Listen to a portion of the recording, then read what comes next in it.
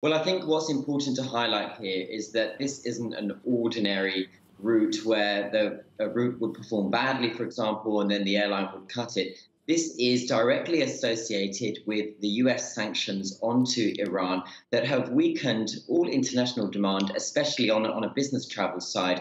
Ultimately, businesses are either no longer able legally to do business with Iran, and therefore there isn't that need for travel, or if they can, they simply are not, given the added complications now that those US sanctions are back. So, as you said, British Airways have now followed in the footsteps of Air France and KLM, and it really is a European airline mass exodus come September.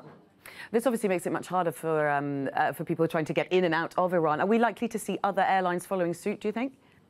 Perhaps ultimately now, in terms of European carriers, the main European carriers that remain in Iran are the Lufthansa Group airlines, Lufthansa and Austrian. But I think in the Middle East, we'll continue to see those Gulf carriers serve Iran. And ultimately, they are the easiest and fastest way there now because there are still people going to Iran for tourism purposes other than business. So it's essentially going to take longer to get from Europe to Iran because you're going to have to go via other countries. What impact do you think this is going to have on Iran's economy?